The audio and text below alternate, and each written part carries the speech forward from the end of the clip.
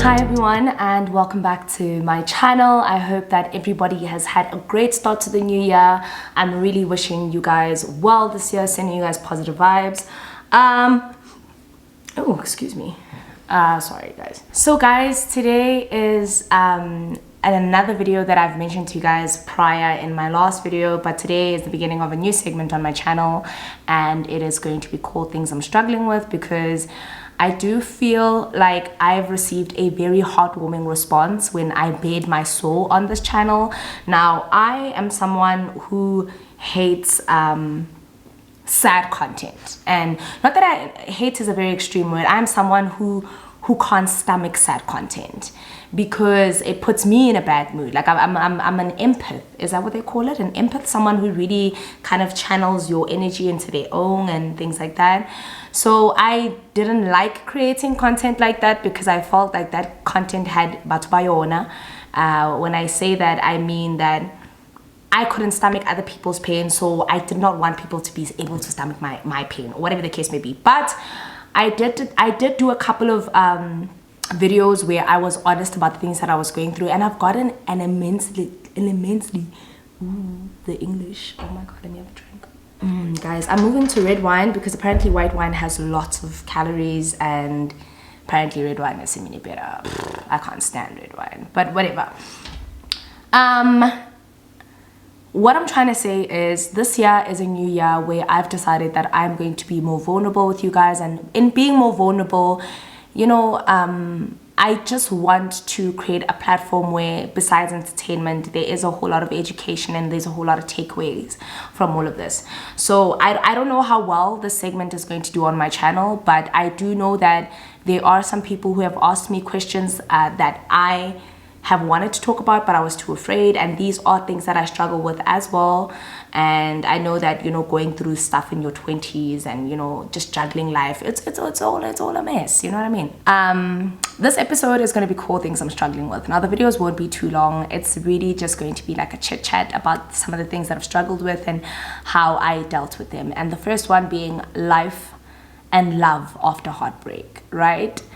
So you guys know my story about my relationship. My previous relationship, I didn't really speak about it a lot, and it was out of embarrassment, it was out of humiliation. Like, I've been through quite a lot, and for those who actually don't know what I've been through, to make it very simple and easily palatable for you guys,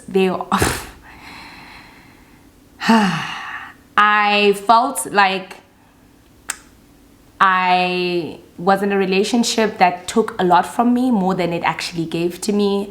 And that relationship, even now when I talk about it on my channel, like, it's still very hard to take in, because it is one of the relationships where I spoke highly of it. I really was like fully invested, and it was a relationship in which I thought that there would be an ultimately happy ending, because I am a bit of a hopeless romantic, I guess you could call it that, but also because, you know, when you put in a lot of work, you think that that's going to be the end goal, right?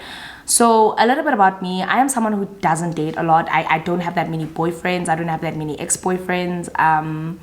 I get very attached easily, and for anybody who's into horoscopes and stuff, I am a Scorpio, I'm a water sign, so I am someone who fully immerses myself in someone, especially when I do find someone that I can fall in love with. And my previous relationship had a lot of toxic traits that I had to unlearn within the past year, and it's been a very difficult process. It's been filled with a whole lot of, you know, tears. It's been filled with a whole lot of facing my demons, facing my traumas, what I walked into that relationship with, and kind of accepting not things for how I want them to be, but for what they are.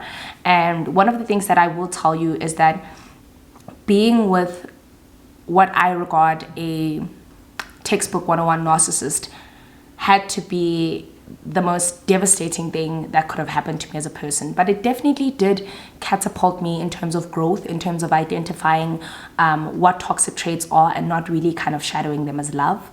Now, a lot of girls who follow me on this channel have asked me, have told me about situations they've had with their partners and they don't know how to get out of it and things like that. And I just want to tell you that it's okay because it happens to the best of us. You can be stuck in a relationship that is so toxic, but you can't see beyond that toxicity because the mirage is filled with the I love him and I want to be with him and I've been with him for so long. So the idea of leaving is actually scarier than actually leaving, you know?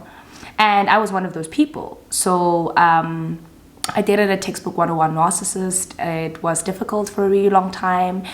But I think a lot of people know like what that guy put me through, and a lot of it involved public humiliation. And I know that I've touched on it in my videos, in my previous videos, but I can tell you right now with my chest that, you know, we all think we've been through like a lot of things, but for me, I think having dated someone and not having known the things that he had been doing behind my back for all those years and having to see them on social media or be exposed to them was just like weird for me. It felt like walking onto stage naked and everybody laughing at you. You know, the typical, you're there, you've got stage fright and everyone's just laughing. It's like a group of high school kids and all you can do is just stand there. Like there's absolutely nothing you can do. Now I'm a very strong character. I've always believed that nothing is embarrassing unless you feel embarrassed. Nothing can really hurt you unless you feel hurt by it. You know, people shouldn't be able to control your emotions like that. But then dating someone who,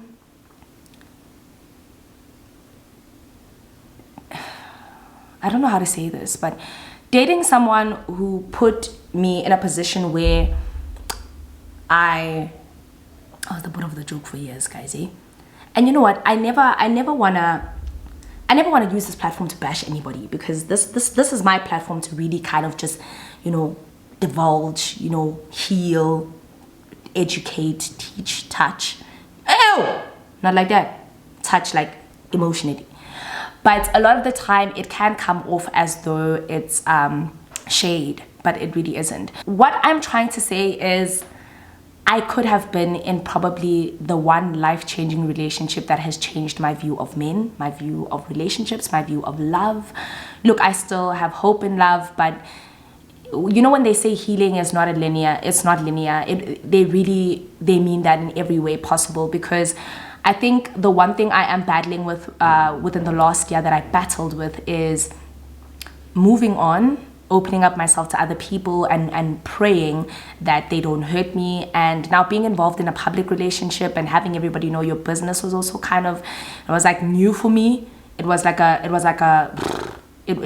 weird, you know, to walk into a room and think that everybody looks at you and associates you with that one person was also very difficult for me. Like to have to rebuild myself from that and try to not think about the worst possible situation was just difficult for me. Now also I have a really tough time connecting with men, because a lot of the men that approach me are men that want women who are submissive, women who are quiet, women who are genuinely not opinionated. So the dating scene for me has been absolute ass. Like, I'm gonna say it like that. It's been ass. It's been the worst thing ever.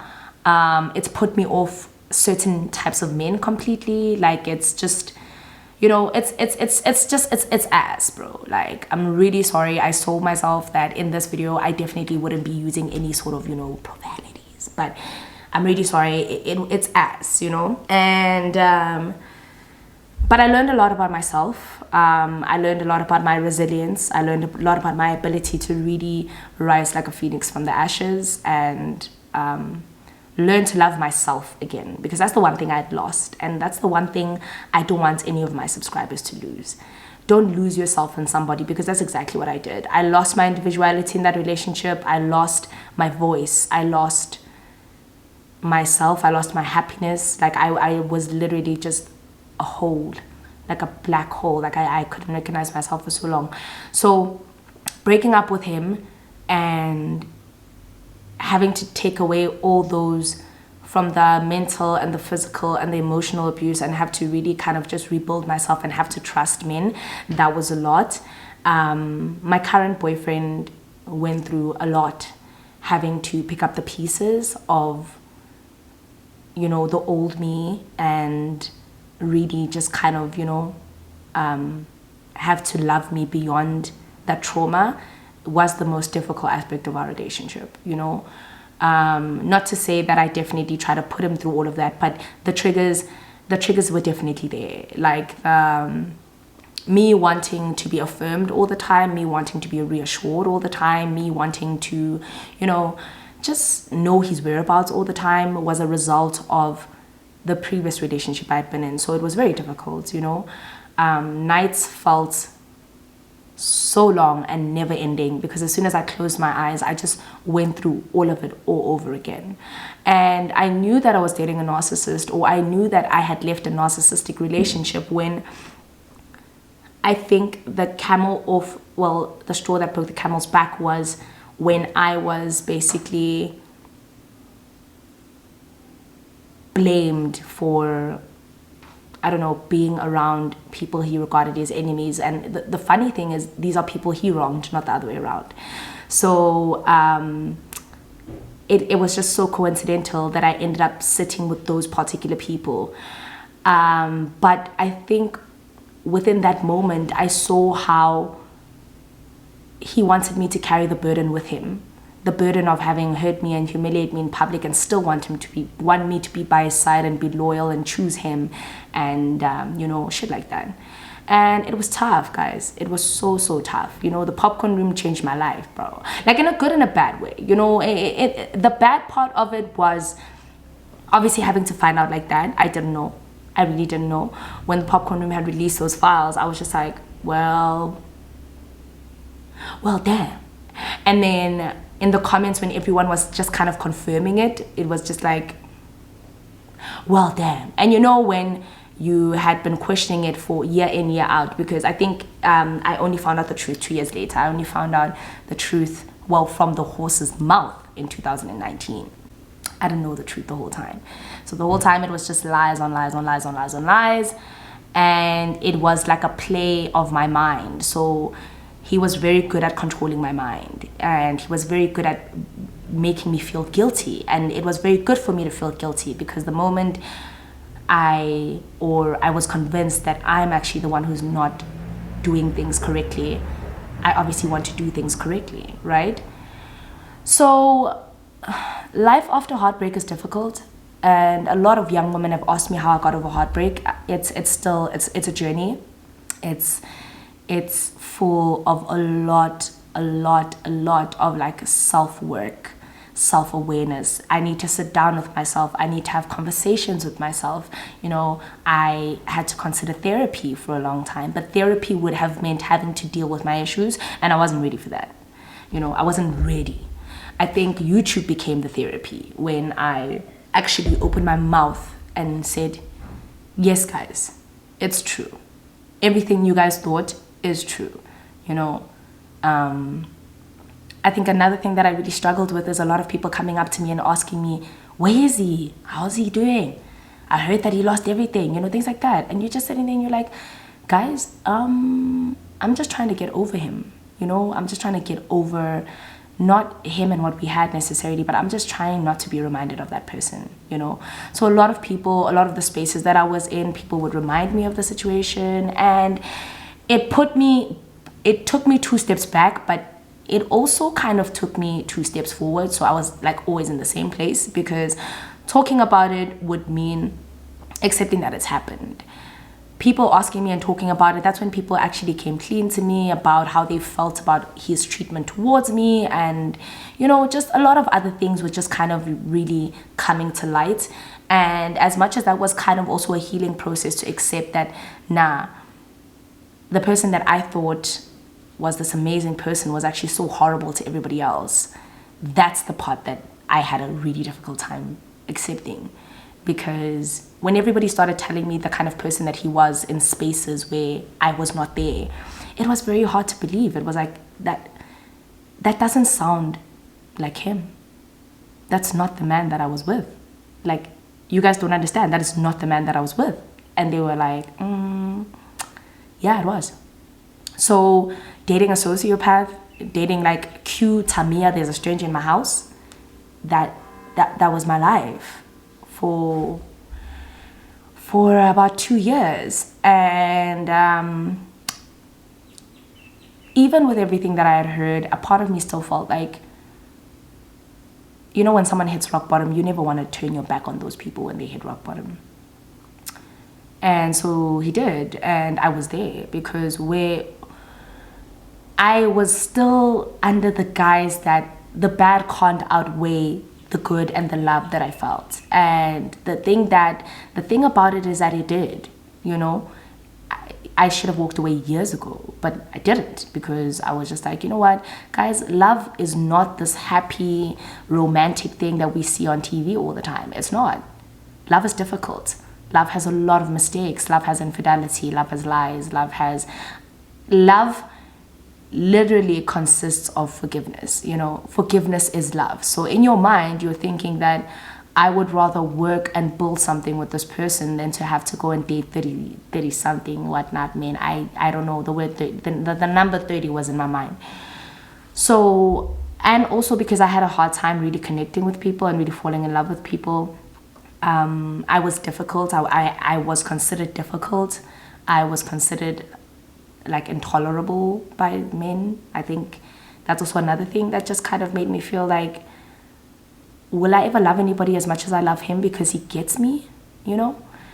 But that is the mirage, that is the facade that narcissists create for you. That is that idea, or that is that fear that they embed in you, that no one's gonna love you the way I do, because no one's gonna put up with you the way I do. No one's gonna do whatever. So the last year was life-changing for me, because as soon as I left him, I literally, you know, kept my head down and I focused, and I saw that I am worthy of love. I am worthy of being loved by someone correctly. I am worthy of being appreciated. I am worthy of not being cheated on. I'm worthy of so many things, and I think I tolerated them because I saw something in him when we were together, a side of him that a lot of people didn't see. And not to say that that side was better, but that side was vulnerable, that side was bare. And that's the side that I kept going back to in my mind every time I wanted to walk away, that this person knows a part of me that people don't know, and I know a part of him that people don't know. But that's the thing about narcissists, because even when he did hit rock bottom and lived with me, and he was still cheating, so it was like, I commend him for doing all of that, but I'm also just like, was it my inability to love myself? Did I not have enough self-worth? Did I not have enough self-love? And even when I knew all that stuff, I don't know, but there was a point where I looked at him and he just didn't look like the person I loved anymore. He was a figure of someone who had continuously broken me day in, day out. And one thing I want young women who are watching this video to understand is that some people don't recover from things like that. So you don't want to put yourself in a position to become comfortable with people doing that to you, because you don't know what your healing process will be like, you know. Some people, it's fatal. Some people commit suicide. Some people find themselves in spaces where they think, I'm never going to get over this. And heartbreak feels like that. Heartbreak genuinely, love, you know, it's dangerous. So what I urge 20-year-olds to do if they watch this video is to focus on yourself. Focus on yourself, because that's exactly what I did the last year. And it gave me so much love and so much comfort and so much happiness that I began to remember who I was before I met him. And I had forgotten that girl. That 21-year-old that was full of life, that was just, you know, I had forgotten her, because in my mind, I was supposed to be this understanding, black, strong Bogota woman who's supposed to deal with men's crap and who's supposed to, you know, deal with the abuse that I was subjected to. And I don't know, the routine of getting out of it was the most difficult part.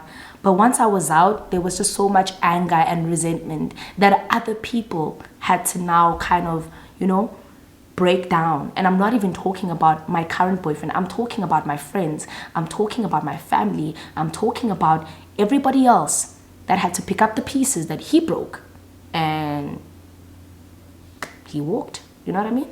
You know what I mean? And I think out of everything, the one thing I always told myself is that an apology heals two hearts, right?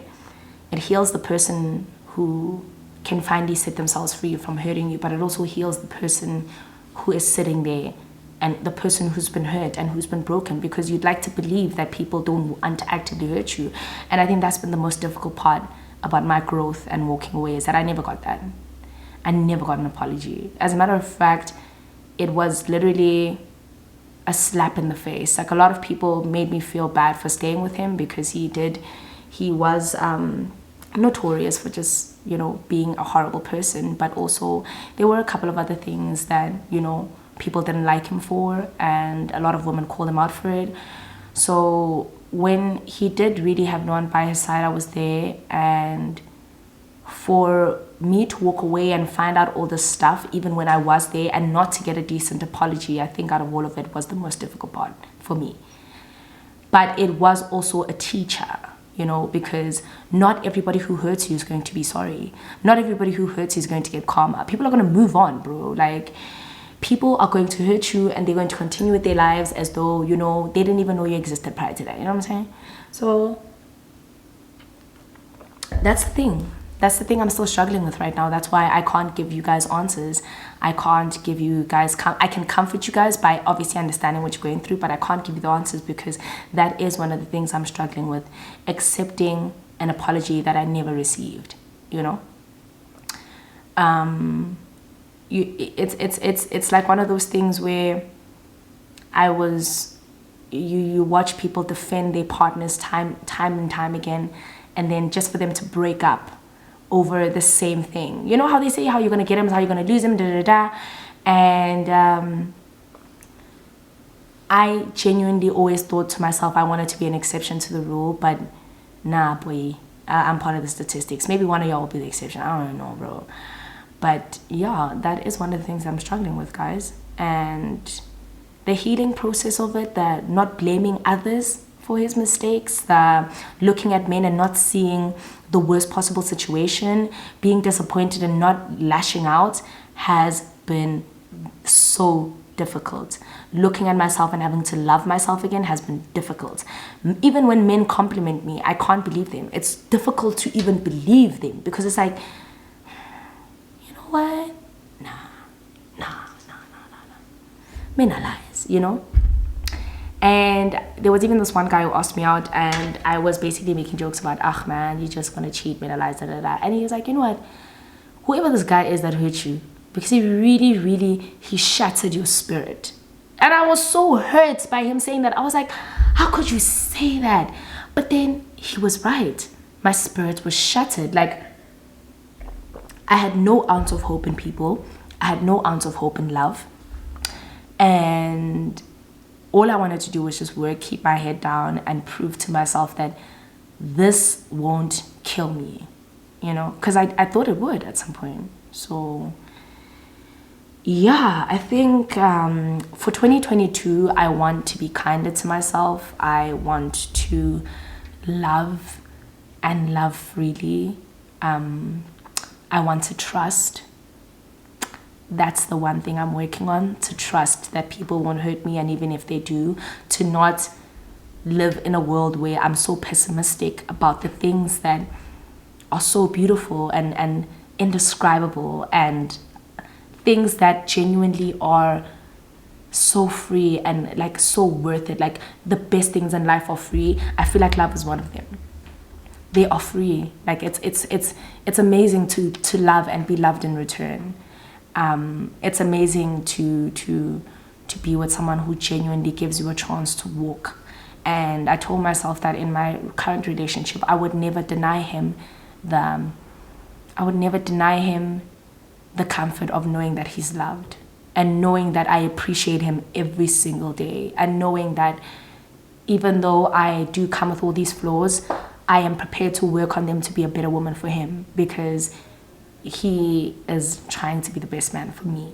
So You know, guys, even when I think about him, I just want to cry, because that guy has genuinely picked up all my broken pieces. He pieced them back together. He gave me a chance. He was so understanding.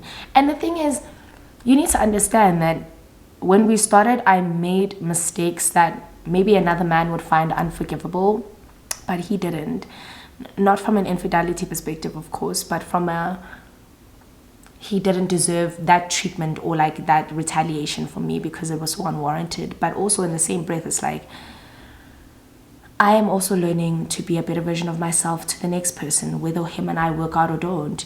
He has taught me to be softer, you know, because I was so used to being tough all the time. My exterior had to be tough, because now I don't know who was, you know, getting in my space. People were DMing me, like, you know, things were just getting really messy, bro. They were getting not cute. But with him, I've genuinely softened. I'm happier. I'm kinder. And that's, you know what, guys, not to say that I wasn't kind, but I was definitely, I was a bit relentless, bro. Like, I wasn't trusting at all. But this time, even when I'm sad or I'm upset with him, I know how to approach him. Like, I approach him with love and respect, because he deserves that. He's earned that from me. He's proven to me time and time again that he deserves that respect. So even when I address my issues, it's warm, it's kind, you know, it's from a place of, I love you, but we have problems, but we need to work on them type thing. So it's been great dating a different kind of person, because I do feel like I attracted one type of guy, the assholes, you know. So to attract someone who is kind, even when he is upset with me, he is kind, has changed my perspective on a lot of things. And I have him to be grateful for, because I know that I can be a great partner, and he's shown me that time and time again. So yeah, guys, that's episode 1 of the things I'm struggling with. The healing, the letting it go, the not having to be reminded, not getting upset all over again, because I do get upset about it. There are a lot of triggers that remind me, that take me back to the past. But the most important thing is knowing that with or without an apology, I will be okay. With or without an apology, I don't need to know that you feel sorry about what you've done, because I've forgiven myself for everything that I put up with by being with you. I've forgiven myself for it. And if anything, it's taught me my resilience. So my resilience to put on with some bullshit, sorry. But it's taught me my resilience to be able to really fight for myself. So I urge you guys, 2022, fight for yourselves. Like, yes, you can have a partner. Yes, you guys can love each other desperately, but don't lose yourself in your partner. Fight for yourself, and fight for your heart. You know, fight for your spirit. Fight for your freedom, because those are things that, when they do get tainted, even in the smallest way, they can change you as a person. So yeah, guys, that's episode 1 of the things that I'm struggling with. Let me know if there's other things that you'd like to see me talk about. But yeah, guys, this segment is just for the things I'm struggling with, bro. And I would love to know in the comments how you guys got over heartbreak, what you did, and what you really, you know, what routines you put in place, because it is still a learning curve for me. But I am happy. Somebody cue Maya No Tears on My Pillow, because that's exactly what was going on. But anyway, guys, yeah, that is it. That is the end of episode 1 of the things that I'm struggling with, and that is life and love after heartbreak. Comment down below and let me know what other things you'd like to see me talk about in this segment. But until then, I will see you guys on the next episode. I love you guys so much, and goodbye.